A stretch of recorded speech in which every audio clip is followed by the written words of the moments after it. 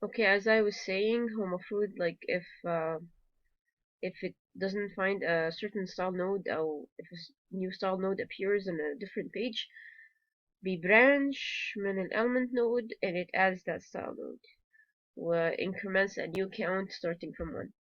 There are two things defining importance. المفروض أما يبقى فيه presentation styles كتير بتاع element node يبقى ال element node ده important. أما يبقى ال actual content of the element node is variant يبقى this element node is also important. The importance of the element node is given by combining both the presentation importance and content importance بتاعه. The greater the combined importance of an element node is, the more likely إن هو يبقى ال main content بتاع page بتاعنا.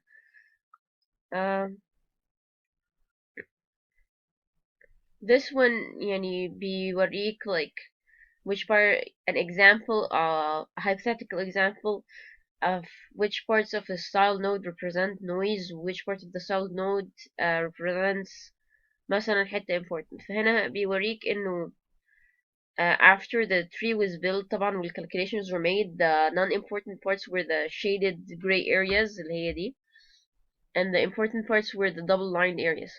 فهو بيقول مثلا إنه الحتة that was gray هي متعادة كتيرة ومفيش variety, فعشان كده it was considered noisy يعني ده بالتقريب. ومثلا the stable was important عشان it had more than one presentation style using the style node, and the text was important عشان مثلا between one page and the other يعني مع انه جوه it was inside a style node متعاد لكن the text differed اتحسب important. Okay. فin this one هو عايز طريقة to represent the importance, وقالوا إنه entropy أو information theory is a natural choice.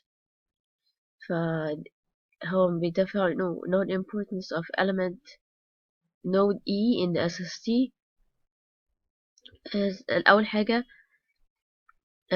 M هو في الإيكويشن ده the number of pages containing the element node, وقال number of child nodes بتاعت element, و node importance node E بيبقى اللي هو this entropy measure بيبقى sum of log بتاع probabilities, وهنا log is to the base of M. وبعد كده PI ال probability in the web page uses the I style node in E.ss. يعني مثلا هو عنده كذا style node فيها ال probability بتاع style node معين. طيب intuitively لو L يعني لو في L مفيش فيها representations كتير, في L واحدة أو اتنين فالنود importance هيبقى صغير, لكن لو في presentation styles كتير النود importance هيبقى كبير عشان يقعد يجمع حاجات أكتر.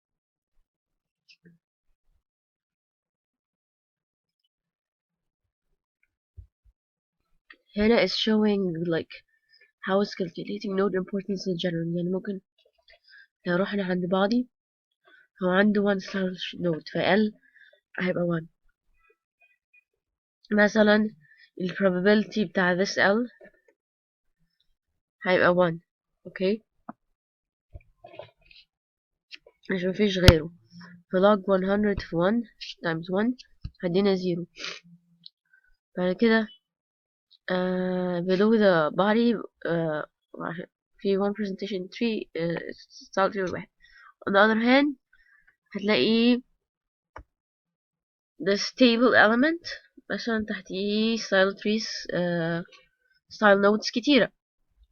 so importance يعني هو بيجيب مثلا ان suppose ده بيadd exactly to 100 أو حاجة كده, so 0.35 في log 100 0.35 يعني بيحسب الانتروبي, يجيب probability بتاع each and it adds them in the minus log, يطلع في الآخر this number اللي هو 0.292 which is greater than 0 اللي فوق. احنا actually ما نقدرش نقول على body not important مع انه the node importance واحد و 0, عشان we didn't consider the children بتوع بعضي, which we're gonna talk about this for composite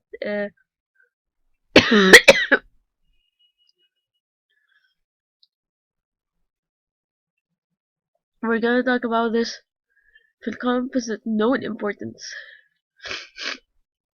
هنا we define the composite node importance, وده consider a node importance that we defined قبل كده plus the composite importance بتاع the set of children اللي تحت node. يعني مثلا لما عندنا table element تحتيه مثلا images paragraphs وكده, we're calculating the node importance of that table والحاجات اللي تحتيه كمان في الستايل node اللي تحتيه. وبعد كده PI is هنا is the probability that E has ith child node in E.ss.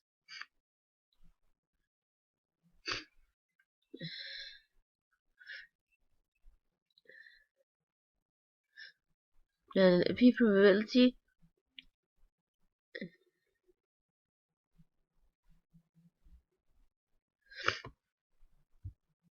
هنا is measuring the probability بتاع more than one style node عشان that's a set of style nodes. لكن أما هنا في ال composite importance of SI هو بيسم ال composite importances بتاعت elements بقى اللي جوه style node. يعني مثلا عندنا table بيتفرع على paragraph and so forth. لو بيتفرع على paragraph و image وحاجة تانية that's كده node by node. لكن هو usually بيبقى ايه, مثلا في table وتحتيه style node 1 وبعدين تحتيه style node 2, فده ال set of style nodes, ده ال probability اللي احنا هنشوفه هنا. بعد كده كل style node بقى بيبقى بنجمع composite importance of that element. يعني ده التيبل فيه 2 style nodes, بناخد بقى كل style node element ونجمعها. It's like kind of recursive عشان هيقعد alternate between this guy and this guy لحد ما يوصل ل leaf element. اوكي. وبعدين هو عامل حاجة اسمها attenuation factor. attenuation factor دي لو قل اللي هي the number of style nodes اللي تحت the particular element that we're observing, لو style nodes كتيرة ف النود importance هيبقى focused على النود نفسه, بس لو ما عندوش الا مثلا one style node تحتيه النود importance هيبقى focused على descendants. اوكي. اهم حتة بقى اللي هي composite importance بتاع الليف نود نفسه, عشان that will kind of loop back, يعني عشان نعمل composite importance of style node composite importance of E حسب احنا فين في التري. فده اخر step, ده الفاينل بارت. فهو دلوقتي ال number of features اللي في اخر element. مثلا ال features ممكن يبقى word, ممكن يبقى image file, ممكن يبقى link references, واما هي ال amount of صفحات المفروض containing that element node E, و AI مثلا actual feature في الcontent بتاع E. انت بتmeasure that entropy of that AI. اوكي. كده ادي ال definition بتاع ال HAI نفسه. لو انت بتشوف that feature سواء words او image link وكده, ايه ال probability بتاعه في الصفحات. يعني مثلا في كل صفحة هيبقى PIG مثلا is probability that AI appeared on page J. اوكي. ف you add those together. طبعا okay, if it appears like في صفحة واحدة it is a very important node. يعني مثلا يبقى text في حتة معينة and it's not there, أو image في حتة معينة it's not in any other page, ف you equate it في equation دي equal to 1. لكن لما يبقى فيه كذا واحد بيبقى الامبورتنت اقل شويه، يعني بيبقى في كذا صفحه. آه last of all احنا لازم نnormalize، يعني بعد ما نجيب الانتروبي we normalize between 0 and 1. That's why we divide by n اللي هو the number of features. Okay. واحنا we calculate the composite of importance using uh, calculate comp importance E procedure for all element nodes و style nodes، وده ممكن نعمله by traversing ال SST. يعني ممكن نفضل نروح لتحت لحد ما نهت leaf node، بعدين كل ما نروح فوق step يعمل حساب ال child nodes and so on. In this one بيديفاين ايه هو النويز element. اوكي، فهنا بيديفاين يعني ايه noisy. noisy يعني مثلا بيبقى عندك element node في ال side style tree، وبعدين لو انت you calculate its composite performance وكان تحت رقم معين اللي هو threshold t، يبقى هو ده يعني لو الامبورتنس بتاعه تحت threshold كده فهيبقى مش important وهيبقى noisy. وفيجر 5 بيديك الالجوريثم that he uses to do that. وفي الأول في الحتة دي هو بيتشيك لو descendants noisy ولا لأ، يعني هو it checks لكل نود هيبقى عنده كذا style tree، ولكل style tree تحت this node هيبقى عنده element، وكل element بيتشيك هو noisy ولا لأ. لو لقى at least one node that wasn't noisy يبقى يعني one element node في ال child that wasn't noisy فبيرجع يقول ال parent مش noisy. لكن لو كل ال descendants بتاعته noisy بيكالكوليت حاجة اسمها ال composite importance ويشوفها تحت ال threshold ولا لأ. يعني all children are noisy، وكمان ال composite important، وكمان النود نفسه ال composite importance بتاعه noisy لما رجع the noisy ويرجع true، otherwise it returns false. This specific algorithm هو مش عامله عدل because like he keeps returning true and false. If you remove الحتة where it says return true or return false you can also you can have a recursion algorithm بيمارك ال tree noisy أو important. يعني كمان ممكن تيجي على else return false دي وتعملها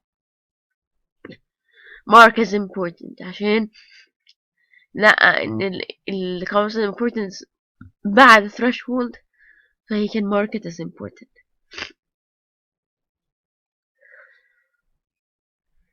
بس yeah, this is an example I wanted to do for traversing the tree. من الأول بيدخل النود بعد كده نشوف كل ستايل نودز تحتيه. لقى ستايل نود واحد، اوكي هيتشيك element هيتشيك this element طلع يعني he recursively made mark noise of E اللي هو element ده، فالelement ده يعني هبتدي من الأول تاني من هنا هنشيك في كام ستايل نود، في واحد هنشيك element by element، دخلنا في this دخلناه جوه mark noise E، يوم هيتشيك تاني هو عنده كام style node واحد، checks it element by element goes to this يطلب it calls mark noise E and then it calls تاني it checks its child when it calls this one in the function يشوف في عنده كام style tree يعني بيترفرس by الأول اللي هو style nodes، بعد كده بيترفرس في كل style node element by element، فهنا يقول mark noise E. ده ما عندوش any style nodes، فهيعدي الحتة دي كلها وهيقوم it will like calculate the composite importance بتاع ده وهلاقيه أقل من threshold هيقوم mark it as noisy. and because أما يرجع من that function هو كان في يعني في الفانكشن دي بيشوف الستايل نود دي element by element، فعدي على كل واحد we mark it as noisy and then it returns to here. يعني he marks it noisy، رجع true، marks it noisy، رجع true true true true and so forth. uh, then it goes back to here and بيكمل this for each loop، يروح element by element، it marks it either as noisy ويرجع، yeah as important ويرجع. in this case هو لقى الحتة دي important فمرجع false. يعني هو مثلا this part is this part okay that returns false، فرجعنا للحتة دي that returns false and that returns false. هنا بيقول returns true if E and all of his descendants are noisy else false. طبعا ما ينفعش root node يبقى كله noisy، وده بس example يعني to see how you're traversing the tree. What you should do is remove return false or return true or return false دي in order to be able to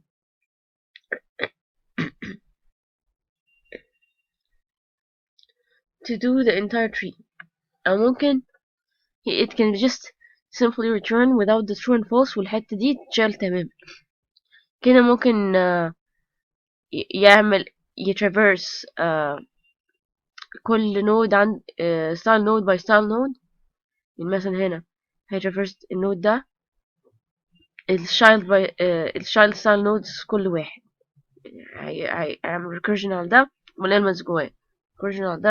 okay so as I was saying يعني لو هو بيترافيرس وصل لحد الترافيرس لحد هنا، يعني if this didn't return a false to this guy, if it continued to here ورجع بدل هنا return false return it returned حاجة اسمها meaningful، فهيوصل لآخر function ويرجع ماشي. وهنا هيقوم راجع عند الحتة اللي هي بتاع التيبل والشنر بتوعه، هيرجع للحتة دي لو for element by element هيكون آخر element anyway فهيقوم راجع and then it will traverse element by element بدل ما يرجع عند التيبل هنا ويرجع false على بعضي، يعرف يترافيرس element على element لحد ما يوصل ل another structure، يترافيرس style node by style node and then element by element for each style node، وeither it marks it as noisy or meaningful. بس الإكزامبل بتاع true false ده يعني هو مش نافع كفانكشن حقيقي، هو تقريبا مديه كده عشان ايه يدي فكرة يعني.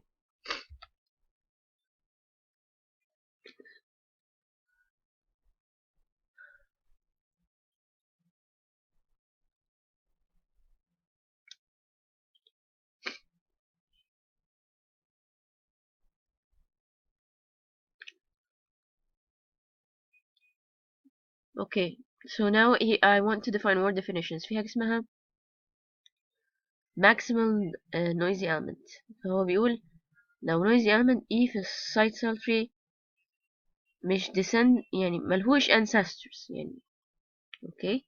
دلوقتي في noisy element this guy ها is a noisy element في ال style tree it has no noisy ancestors خلاص، فده يعتبر حاجة اسمها maximal noisy element node. وفي حاجة اسمها meaningful that I said before، يعني you can mark something as noisy or you can mark it as like making sense عشان ايه بدل ما هو أقل من threshold هو أكتر من threshold. وفي حاجة اسمها بقى maximal meaningful element node، ده element node برضو مش descendant of any meaningful element node. يعني مثلا ده meaningful node وملهوش ancestors، فده maximal meaningful element node. طب ايه لازمة الحاجات دي؟ ان انت بعد ما بيعملوا ستايل تري عايزين يعملوا له حاجه كده زي simplification، فبيقصوا اي نود تحت الماكسيمال noisy element. So this is the maximum noisy element. ما عندوش ancestors. بيقصص ده عشان all this is gonna be noisy anyway. وهنا بيقص دي because all of this is gonna be like sort of important anyway. فالاتنين دول maximal important element و maximal noisy element.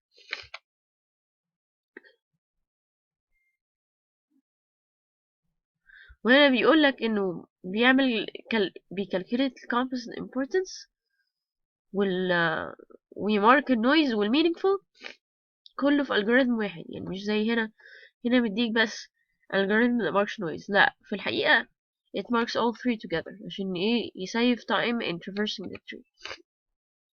وده كده block diagram that explains how it's supposed to be traversed. يعني الأول بيبقى عندك web page بتشيل منه مثلا شوية tags ملهاش لازمة الأول، بعدين you create the dump tree بعد ال initial filtering ده عشان يساعد برضو يعني ان هو يشيل مثلا حاجات that you're sure that they're gonna be noisy. Then it creates a style tree from the DOM trees يعني random DOM trees في الصفحة and بعد ما create the style tree بيcalculate ال composite بيtraverse بيcalculate ال composite importance وبعدين بتاع كل نود ولو important يmark it as noisy، لو مش important يmark it as meaningful. بعد كده this is the thing اللي شرحته قبل كده where it simplifies the style tree. يعني بيقول ان احنا عشان نوفر وقت when we're like traversing بقى ال style tree complete يعني لازم نبرون عشان يعني ممكن واحنا بنcompare مثلا web page يعني احنا بناخد sample من ال web page كله عشان نبيل بيه style tree، وبعد كده بنروح web page وبن remove the noisy elements. فعشان نوفر وقت when we're doing that we're mapping one web page to a style tree بنعمل اختصار للstyle tree with the maximal noisy elements and informative elements.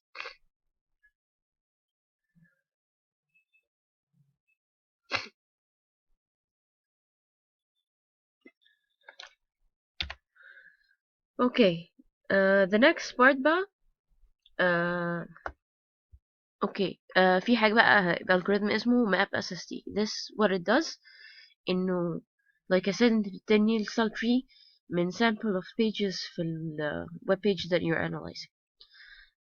بعد كده انت دلوقتي you want to تعدي page وتشيل the noisy elements. ف that's what map SST does. يعني بيجيب لك الدم بتاع the page you want to eliminate noise from. الأول you have to turn this page that you're analyzing ل page style tree، يعني هو زي style tree لpage واحد. اوكي وبعدين you compare it بقى للsite style tree. فالوقتي الالجوريثم مش بيشتغل ازاي؟ يعني هو الأول بيروح نود أو نود اوكي and then it checks like هو noisy ولا لأ. لو noisy يقوم يعني هي delete النويز ويرجع نعم. اوكي ولو meaningful برضو يعني respectively هيقول ان الحتة دي meaningful. اوكي بس لو neither noisy او meaningful بيفضل يترافيرس التريل تحت لحد ما يلاقي حاجة يا meaningful يا noisy. اوكي وهنا بيشرح like more in detail into how the terminology. اوكي فE يعني المفروض element node اللي في السايت style tree that we're comparing to، و EP is the element node بتاع page style tree نفسه. In this case أنا كنت عايزة أشرح the SST على visual example. ف we have two site style trees here بس أنا عاملة إيه simplified site style tree is our actual site style tree اللي هنcompare عليه an individual page. ونمثل in figure 4 is an individual page. عايزين نشيل منه noise. اوكي، فهنبدأ ازاي؟ دلوقتي هو بيبدأ من root element بتاع site style tree اللي هو this guy and root element بتاع simplified SST هنا وهنا. واحدة is E and the other is EP. فالأول هيقول is E noisy. هي الحاجات noisy are marked with gray هنا. والحاجات اللي مش noisy اللي هي meaningful they're marked with this double line. خلاص، اللي هو maximum يعني maximum meaningful meaningful node و maximal noisy node. طيب هنا يعني is neither noisy nor meaningful، فهيعمل ايه؟ هيskip those two ifs وهيروح على this else. اوكي، يعني is it meaningful؟ لا مش meaningful. اوكي، اول حاجه هيسات حاجه اسمها return content equal to none. دي هنشوف فايدتها بعدين. بعد كده هيشوف هو الستايل نود اللي في EP ده ها because يعني we're at that root. ف if the في حاجة اسمها EP.ss اللي هو الset of style nodes اللي تحت element معين is the only style node. أيوة أوكي. طيب هنشوف بقى لو for every style node هنا ال style node 2 matches style node 1. خلاص. وبعد كده not only that احنا مش هنقارنهم style node by style node بس، ده احنا كمان هنقارن each element pair في كل style node ب each element pair for the style. يعني ال element pair اللي هنا بال element pair هنا. هو عامل definitions كده، يعني هو عامل in E1 I is the ith element node اللي في S1 dot es. S1 ده تبع ايه؟ S1 is تبع the style node الأصل اللي هو e.ss. اوكي، و S2 تبع ep.ss اللي هو بتاع الصفحة. اوكي، فهنحط E1 اللي هو تبع the style node، يعني كأننا we just moved recursed عملنا recursion where we put this body اللي هو بتاع tree هنا و this body بتاع البيج البادي نود بتاع البيج هنا. ابتدينا من الأول تاني نشوف. طيب body ده في style 3 is it marked as noisy؟ لا مش marked as noisy، فيقوم مطنش. طب هو meaningful؟ لا، يقوم نازل تحت ومقارن هيقارن the set of style nodes. هو مفيش إلا واحد اللي هنا، بس set of style nodes اللي هنا element by element. هيضطر يروح على الحتة بتاعت map SST دي we call table. okay sorry okay I call table of the style site tree والtable بتاع الpage style tree في الحتة دي. it goes here checks. طب هو table ده meaningful sorry noisy؟ لا مش noisy. خلاص، يعني comparative here مفيش that gray element. طب meaningful برضو مش محطوط انه meaningful.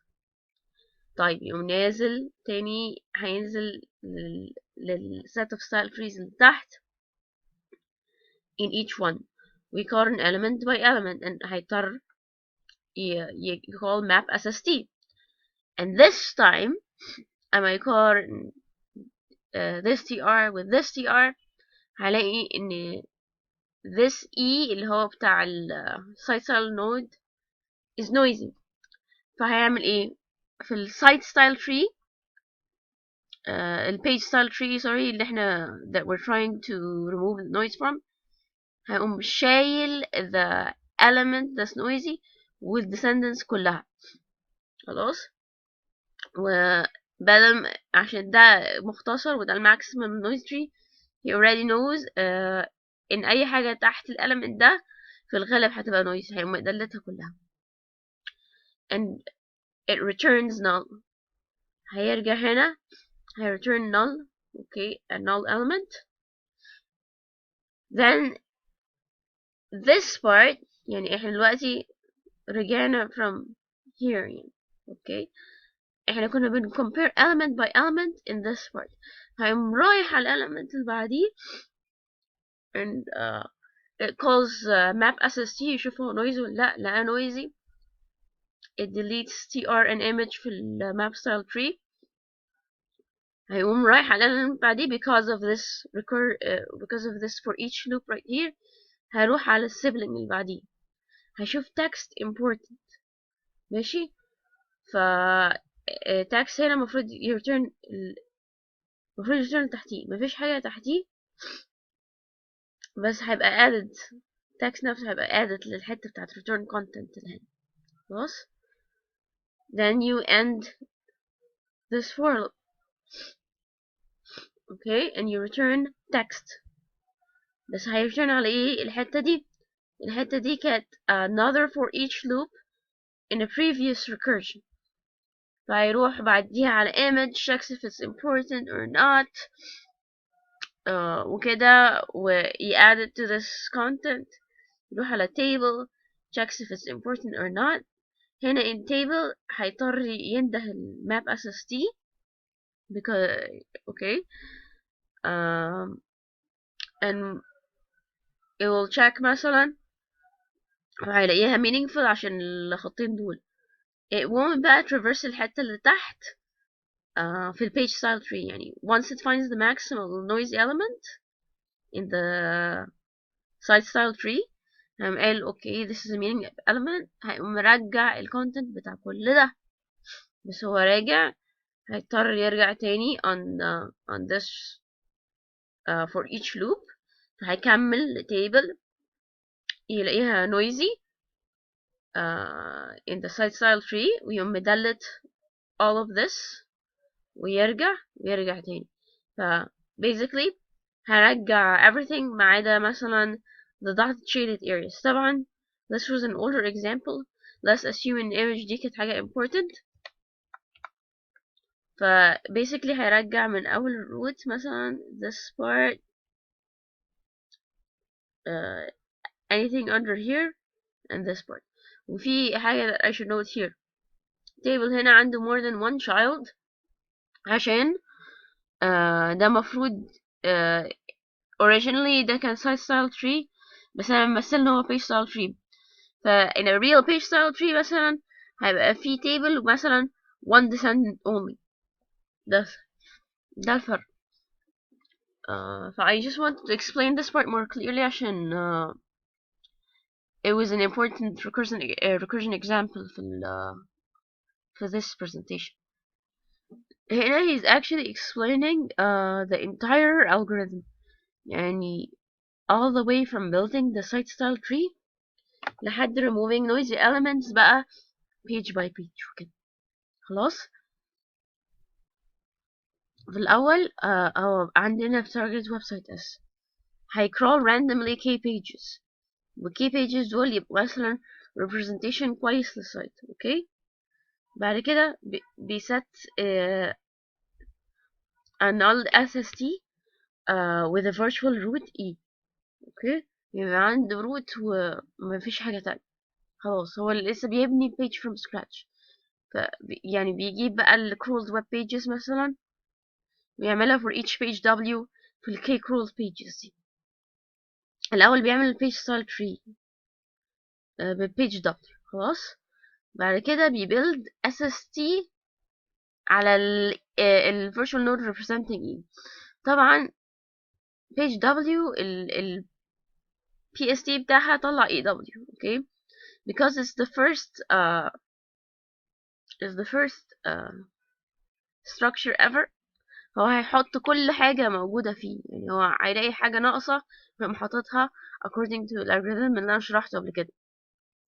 بعد كده لما يجي page جديد هيقعد بقى يشوف ايه ال commonalities ويزود مثلا 2 على body او 3 على body، يعني حسب، يعني مثلا ممكن k يبقى 100، فيعني يشوف يعني يفضل يقاد 1 2 3 4 لحد ما يوصل ل 100. وكل ما يلاقي مثلا structure جديد زي ما حصل في table بيزودها وكده، ولو مش structure جديد بيعد فيها. خلاص، فاحنا we finish this area اللي هو of building the site style tree. Then we have to calculate the node importance وmark noisy meaningful nodes.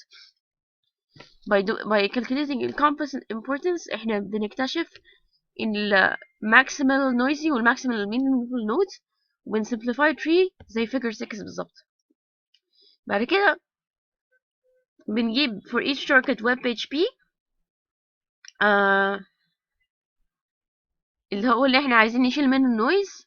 الأول هنبيلد site style page style tree له مخصوص and then we compare it to our simplified uh, site style tree.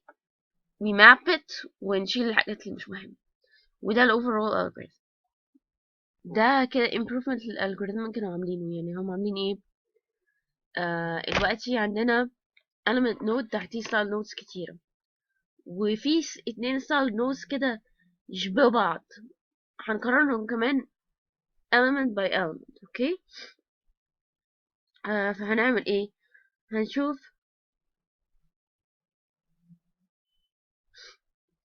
لو element 1 و element 2 يعني يعني المفروض they're same element node بس appearing in different presentation styles، فلازم نمرج E1 و E2. ازاي بقى نعمل المرج في E1 و E2 في 2 style nodes مختلفين؟ يعني suppose احنا we have an E، اوكي، تحتيه style node 1 style node 2. اوكي، style 1 node style node S1 و S2 كل واحدة تحتيها E1. هنا في E1 E2 E1 والتاني فيها E2.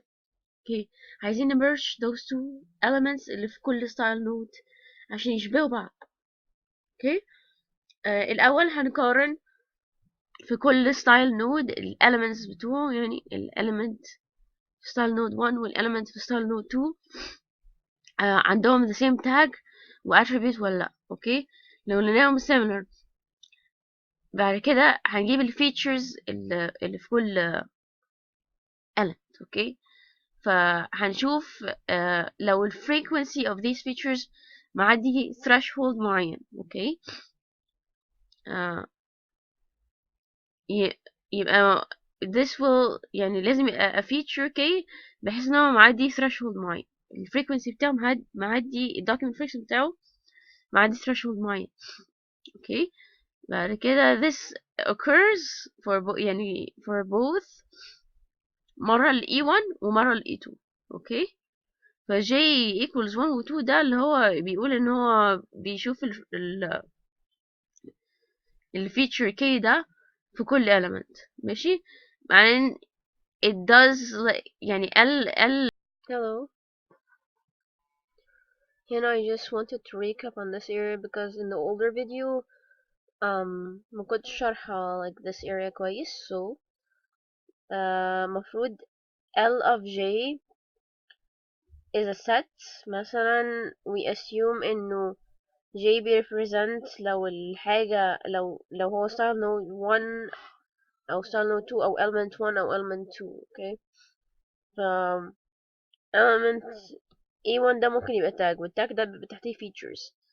ف LG is the set of features under that specific element node، بس على شرط ان the frequency of this feature بيعدي threshold معين و that it occurs in the actual contents of element node EJ.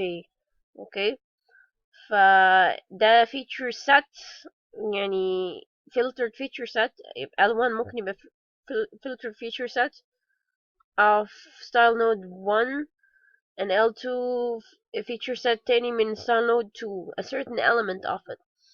okay، and if the intersection of these feature sets divided by الunion of these feature sets معدي threshold معين, then element 1 and element 2 from will be merged together في element node واحدة. And this is done هو to simplify the tree further, because مثلا if there were two similar style tags in two different style nodes, ممكن بس الصفحة was this يعني example كان ممكن يبقى فيه in the user interface لو two different representation nodes نفس exact content بس يعني بslight change. ممكن مثلا مرة he displayed it بأحمر ومرة displayed it in أخضر for some reason, like it displays أحمر if a user like clicks displays مثلا tag بأحمر when the user clicks it and أخضر when the user doesn't click it. For these like subtle differences هما بيعمل merger ده عشان ال tree doesn't become like super crazy. And they discovered that 0.85 for this frequency count and 0.85 for intersection was the best way to do this merger.